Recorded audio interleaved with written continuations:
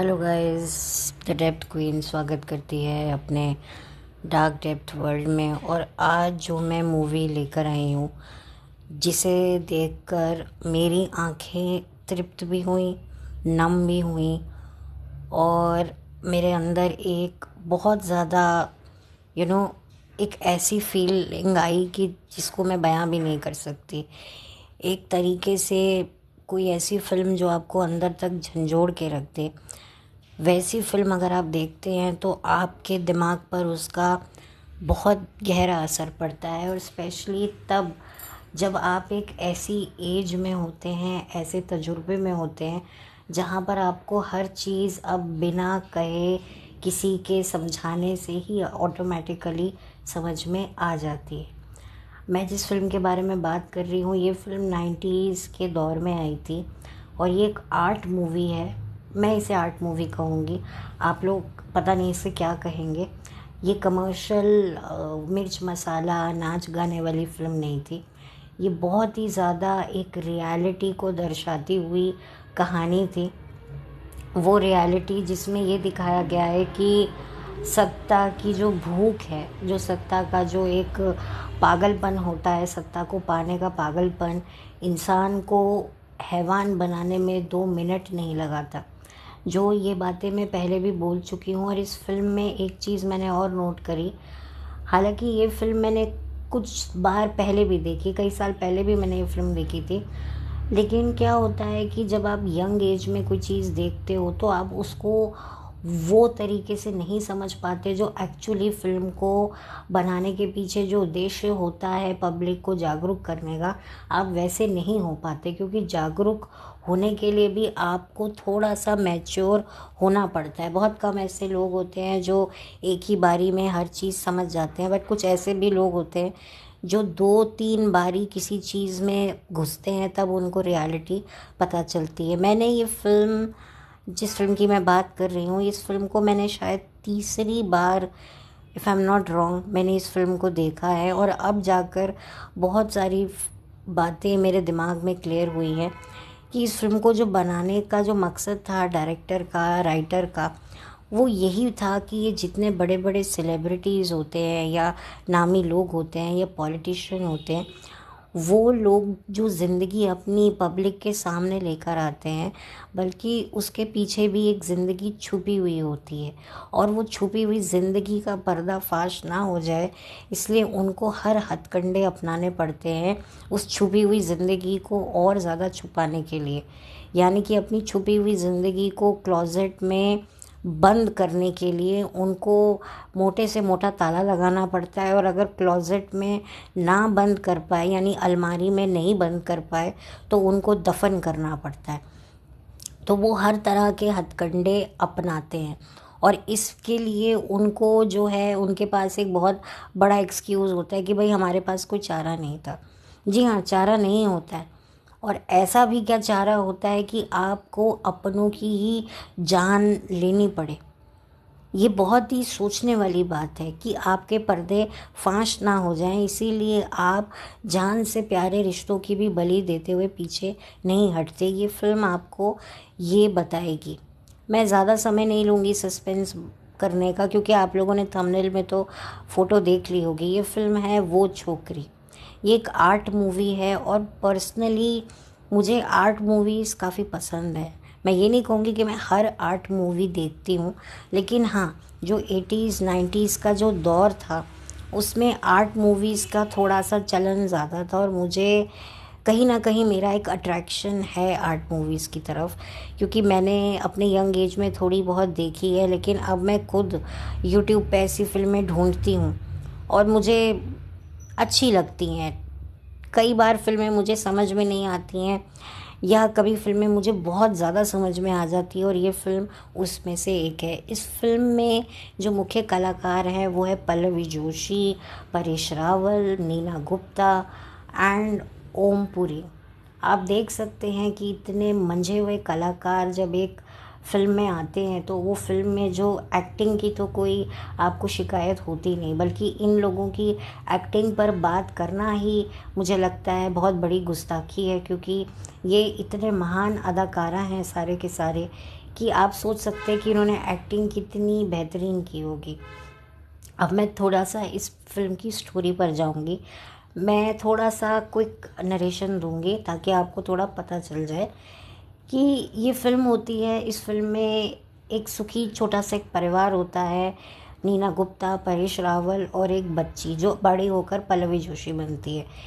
और परेश रावल को शुरू से ही पॉलिटिक्स में इंटरेस्ट होता है, उसे आगे बढ़ना होता है और एकाएक वो अपनी पत्नी और बच्चे को कहकर कि मैं एक जगह पर जा रहा हूँ, यानी कि मैं एक शहर में जा रहा हूँ और 2 दिन बाद वापस लौटूंगा, लेकिन वो वहाँ से वापस लौटता नहीं है। इनफैक्ट 8 सालों तक उसकी कोई खोज खबर नहीं रहती।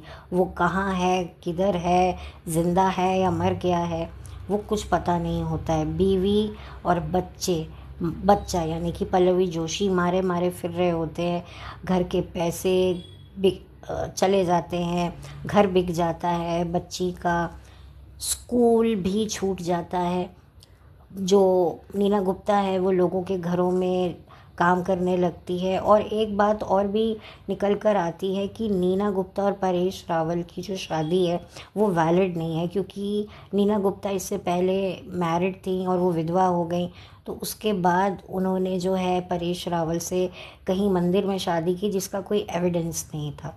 तो जाहिर सी बात है वो ज़माना बड़ा स्ट्रिक्ट हुआ करता था। आजकल तो लोग जो हैं बिना शादी के ही बच्चे पैदा कर रहे हैं और कहीं ना कहीं समाज में उनको उन बच्चों को एक्सेप्टेंस भी मिल रही है, क्योंकि उनको लगता है कि माँ का इट्स हर चॉइस का भुगतान बेचारे बच्चे क्यों भुगते हैं, जो कि बात बिल्कुल सही है। लेकिन उस ज़माने में ऐसी लिबर्टीज़ नहीं होती थी। उसमें अगर माँ के चरित्र पर या बाप के चरित्र पर कोई क्वेश्चन मार्क लगाता था तो उसका सीधा असर बच्चे पर पड़ता था। और इस फिल्म में भी आपको देखने को मिलेगा कि पल्लवी जोशी जो कि एक बहुत अच्छी ब्राइट स्टूडेंट होती है, जिसका नाम अप्सरा होता है मूवी में, उसको बहुत प्रॉब्लम फेस करनी पड़ती है। और आप सोच सकते हैं कि जैसे जैसे वो अपने टीनेजर में जाती है उसके लिए सिचुएशन कितनी क्रिटिकल हो जाती है। 8 साल बाद नीना गुप्ता और पल्लवी जोशी को पता चलता है कि वो परेश रावल ज़िंदा है और वो जाती भी है नीना गुप्ता उससे मिलने के लिए। और वहाँ उसको ये पता चलता है कि वो ऑलरेडी शादी कर चुका है और शायद उसका एक बच्चा भी है, जो कंफर्म उसको पता चल जाता है। और फिर नीना गुप्ता की फिर संदिग्ध अवस्था में मृत्यु हो जाती है और जो पल्लवी जोशी है वो अकेली हो जाती है। अकेले समाज से अपने आप को बचाना, क्योंकि वो यंग होती है, हर कोई चील कौवे की तरह उसके आसपास उसे नोचने को बैठा है। तो ऐसे में वो काम करती है एक जगह पर जिस घर में रहता है अकेला एक बुजुर्गवार व्यक्ति जिसकी बीवी कई साल पहले मर चुकी है। वो उस घर में काम करने आती है। एक्चुअली उसकी मदर उस घर में काम करती है, लेकिन मदर के बाद पूरी तरीके से जो है पल्लवी उस घर को संभाल लेती है, यानी कि ओमपुरी के घर को संभाल लेती है। और फिर ओमपुरी उसके आगे एक प्रस्ताव रखता है कि तू मेरे साथ रहे घर की मालकिन बनकर। एक तरीके से कहीं ना कहीं आप ये देख सकते हैं कि जो गलती माँ ने करी वो बेटी ने भी कर डाली, क्योंकि मदर भी कहीं ना कहीं साथ में रह रही थी, लेकिन कोई कंफर्मेशन नहीं था कि ये इसकी बीवी है या नहीं है। इधर पल्लवी जोशी भी ओमपुरी के साथ में रहने लगती है। कहने को वो इसकी फादर की एज का था, लेकिन जाहिर सी बात है उसको एज अ बेटी अडॉप्ट करने के उसको उसके अंदर एक बीवी दिखाई दी। जाहिर सी बात है कि वो एक यंग लड़की थी और यंग लड़की की तरफ एक बुजुर्ग व्यक्ति को अट्रैक्शन हो सकती है जो काफ़ी टाइम से अकेला रह रहा हो। तो पल्लवी जोशी पहले तो मना करती है उसके प्रपोज़ल को, फिर वो एक्सेप्ट कर लेती है क्योंकि उसको लगता है कि वो सरवाइव नहीं कर पाएगी और वो उसके साथ एज अ वाइफ रहने लगती है। और एक दिन जो है ओमपुरी का भी हार्ट अटैक हो जाता है, उसकी भी सोए सोए मृत्यु हो जाती है।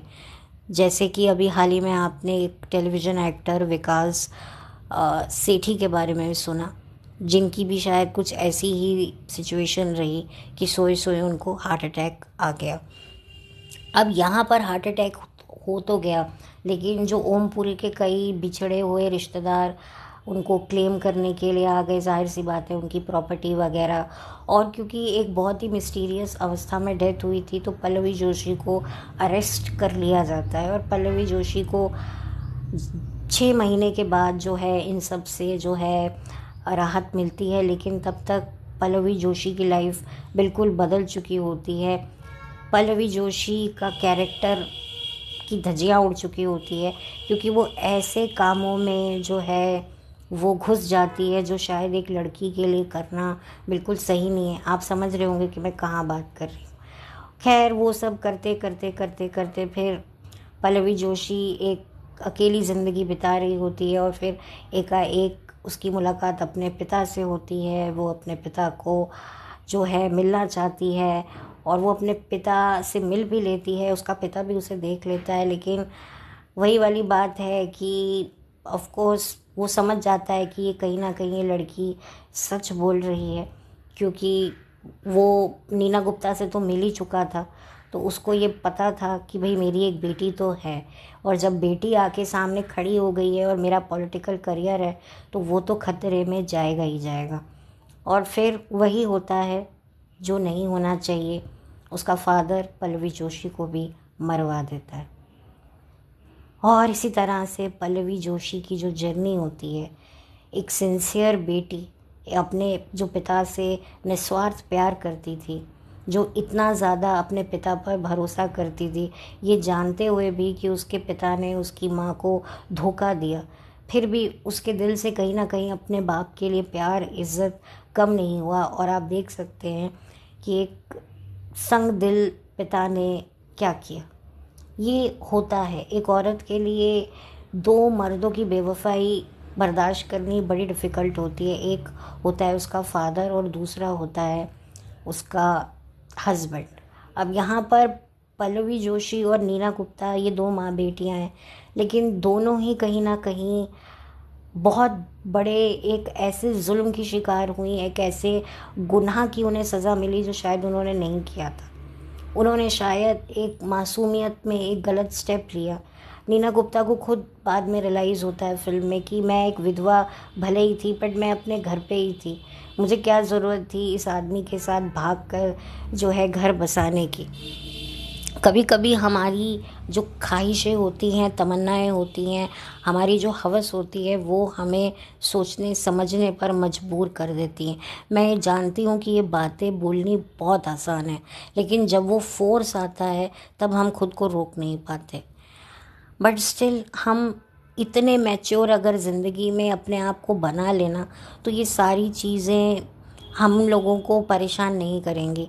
बट प्रॉब्लम ये होती है कि हम मैच्योर बनते ही तब हैं जब हम अपनी सब कुछ मरवा चुके होते हैं, तब जाकर हमें अक्ल आती है। बिना अपनी मरवाए हुए हमें अक्ल नहीं आती है और ये फैक्ट है। और इस फिल्म में अगर आप देखेंगे तो दोनों माँ बेटियाँ एक ही मर्द के गम में मरी, चाहे वो नीना गुप्ता कह लो चाहे वो पल्लवी जोशी कह लो, और कोई फ़र्क नहीं पड़ा। वो बेचारी नीना गुप्ता मर गई और यहाँ पर उसकी बेटी, वो ये नहीं जानती थी कि मेरे जाने के बाद मेरी बेटी भी इसी आदमी के चक्कर में मर जाएगी। मतलब अगर आप इस फिल्म को थोड़ा गौर से देखें ना तो ये बहुत आपको डिस्टर्ब भी करेगी, लेकिन आपको एक रियलिटी दिखाएगी कि कभी कभी खून के रिश्ते बिल्कुल मतलब बिल्कुल ही ऐसे होते हैं कि इससे खून के रिश्ते ना ही बने तो अच्छा है। मतलब खून के रिश्तों को शर्मसार करते ऐसे रिश्ते कभी कभी अपनी असलियत दिखाते हैं। तो बहुत ही अनफॉर्चुनेट इसका एंड है, लेकिन इसका जो एंड है वो बहुत सारी बातें हमें दिखाता है। अब तो खैर औरतें बहुत ज़्यादा स्मार्ट हैं, इंटेलिजेंट हैं, तो अभी भी मैं उनको कहूँगी कि ये शादी रिलेशनशिप, हम 2 पल की खुशी के लिए अपनी पूरी ज़िंदगी बर्बाद कर देते हैं। मतलब ज़िंदगी भर हम औलाद के लिए शादी के लिए मरते रहते हैं। लेकिन एक ये भी पहलू देखिए कि औलाद और शादी किसी इंसान को मार देती है। मतलब आप कहने को हम ये कहते हैं कि माँ बाप भगवान का रूप होते हैं, लेकिन बाप भगवान होता है, माँ भगवान होती है। लेकिन आप देखिए कि एक बेटी जो इतनी सिंसियर थी अपने फादर के लिए, वो थी तो उसी की बेटी ना, थी तो वो उसी का ही खून, परेश रावल की। लेकिन क्या हुआ, क्या परेश रावल ने किया? तो ये एक रियलिटी है। कभी कभी खून के रिश्ते भी पानी हो जाते हैं, और कभी कभी अनएक्सपेक्टेडली दिल के रिश्ते खून के रिश्तों से भी बढ़कर निकलते हैं। लेकिन हम इस चक्कर में अपनी ज़िंदगी पर दाव पे दाव लगाते रहते हैं और मार पे मार खाए जाते हैं। ये है हमारी इंसानी फितरत की सच्चाई। बट ये फ़िल्म जब मैंने तब देखी थी, तब मुझे ये फ़िल्म इतनी गहरी समझ में नहीं आई थी जितनी मुझे आज ये फ़िल्म गहरी तरीके से समझ में आई है। और वाकई मैं आज इस फ़िल्म की डेप्थ को मैं जान चुकी हूँ, और इसलिए मुझे लगा कि आप में से अगर जिन लोगों ने ये फ़िल्म देखी है तो ठीक है, और अगर नहीं देखी है और कुछ अच्छा सिनेमा देखना चाहते हैं तो डेफ़िनेटली आप इस फ़िल्म को देखें कि एक वक्त पे इंडस्ट्री में कितना टैलेंट था, राइटिंग कितनी स्ट्रॉन्ग थी, कितनी स्ट्रॉन्ग डायरेक्शन थी, कितनी स्ट्रॉन्ग परफॉर्मेंसेस थी, और कितना इंटेंस इमोशन हमें आर्टिस्ट के चेहरे पर दिखता था। तो ये उस दौर का, उस एरा का जो कल्ट टैलेंट है वो आपको देखने को मिलेगा, जो लोग देखना चाहते हैं। जो इस एरा के जो जेनजी किड्स हैं, अगर वो इंटरेस्टेड हैं तो उनको ज़रूर ये देखनी चाहिए। थोड़ी स्लो होती हैं ये ऐसी मूवीज़, लेकिन इनकी कहानियाँ बहुत ज़्यादा अच्छी होती हैं, और आपको आपके दिमाग की अंतड़ियों को ऐसे सुलझाती हैं कि आपको लाइफ की आगे क्लैरिटी हो जाती है। मैं तो ये कहूँगी कि ऐसी फ़िल्में आपको एक बेहतर एक इंसान बनाने में बहुत मदद करती हैं, क्योंकि जब तक जितना इंसान गहरा होता है वो उतना ही अपने अंदर खुद को तो समझ पाता ही है, वो सामने वाले के अंदर की गहराई को भी भांप लेता है। इनफैक्ट वो भांप लेता है कि ये इंसान कितना गहरा है या नहीं है, उसमें इतनी काबिलियत आ जाती है। और ये मैं दाद देना चाहूँगी राइटर्स की, डायरेक्टर की, कि इतना अच्छा स्क्रीन प्ले, इतना अच्छा परफॉर्मेंसेस। मुझे बहुत अफसोस है कि ओमपुरी साहब अब इस दुनिया में नहीं है। वो बहुत ही गज़ब के एक्टर थे, बड़े ख़तरनाक एक्टर रहे। आई विश कि हम उनका और काम देख पाते। और पल्लवी जोशी की तो मैं क्या बात करूं, पल्लवी जोशी का तो सीरियल आरोहण के बारे में मैं बात ऑलरेडी कर चुकी हूँ। End of course Paresh Rawal तो हैं ही मल्टी टैलेंटेड। तो डेफिनेटली आप लोगों को ये फ़िल्म देखनी चाहिए। मैं इस मूवी का लिंक डिस्क्रिप्शन बॉक्स में हो सका तो मैं ज़रूर डाल दूँगी, नहीं तो ये बहुत ईजीली अवेलेबल है यूट्यूब पर। एंड आई मस्ट से कि जिस चैनल पर ये मूवी अपलोड है उस चैनल पर और भी बहुत सारी अच्छी अच्छी आर्ट मूवीज़ हैं। मैं कोई प्रमोशन, पेड प्रमोशन या ऐसा कुछ नहीं कर रही हूँ। देखिए, जो चीज़ अच्छी है, भले ही वो मुझसे बिलोंग नहीं रखती है, मैं उसको ज़्यादा जानती नहीं हूँ, बट स्टिल अगर मुझे कुछ अच्छा लगता है तो मैं चाहती हूँ कि वो अच्छी चीज़ें और भी लोगों तक पहुँचे। तो मेरी एक छोटी सी कोशिश है, प्रयास है, एफ़र्ट है जो मैंने किया है। सो आई डोंट थिंक सो कि मैं कुछ अब भूल रही हूँ इस वीडियो में और कुछ मेंशन करना। और नीना गुप्ता तो है ही बड़ी ज़बरदस्त एक्ट्रेस, और पहले भी एक ज़बरदस्त एक्ट्रेस थी और आज भी वो एक ज़बरदस्त एक्ट्रेस हैं। मैंने उनका शो भी देख रखा है, सांस। तो डेफिनेटली टैलेंट की खान तो नीना गुप्ता भी हैं, और किसी उससे कम नहीं है। तो चलिए, अब मेरे बैकग्राउंड में बहुत नॉइज़ शुरू हो गया है और मैं उस चीज़ के लिए माफ़ी चाहती हूँ। तो होप मैं आपके लिए अब अगले जो वीडियो लाऊं वो पहले से भी कुछ अच्छा हो और अच्छी चीज़ों पर मैं बात करूं। और मेरी कोशिश रहती है कि मैं नए से नए टॉपिक्स पे बात करूं।